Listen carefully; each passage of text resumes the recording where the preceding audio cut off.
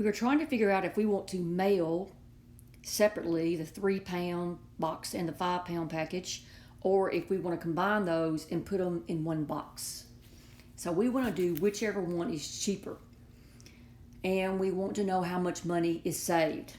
All right, so we got a 3-pound box. And let's think about if we just mail that 3-pound box out, what's going to be X for the first pound.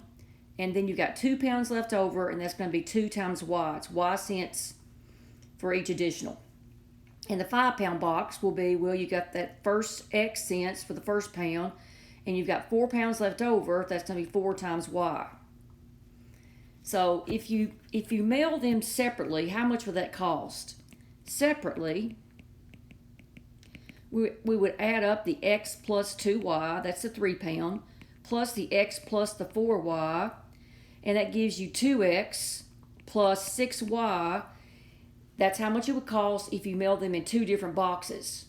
Now, let's say you combine them, and that would be 8 pounds. So that's going to be 7X plus 7X plus 6. No, it's not. Hold on. It is X plus 7Y. So what we want to do is figure out which is cheaper, this or this. And that's what we want to do. So let's take 2X plus 6Y. It doesn't matter which way you go. It doesn't matter if you say the 2X plus 6Y minus X plus 7Y or the other way around, okay? Because it's all going to come back to X is greater than Y. So 2X plus 6Y is how much it costs to mail them separately. And let's subtract off X plus 7Y, which is 1 box. So that's 2X plus 6Y minus X minus 7Y, and that's X minus Y. Okay, X minus Y, is that a positive number or a negative number? Which is it? X is greater than Y, so this is a positive number. So that means this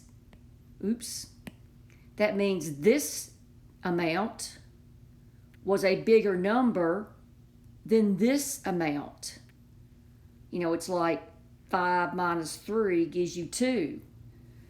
That means this was less. That means that is the cheaper.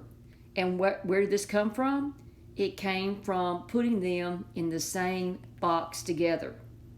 And what was the difference in the 2 prices? X minus Y. I hope that helps.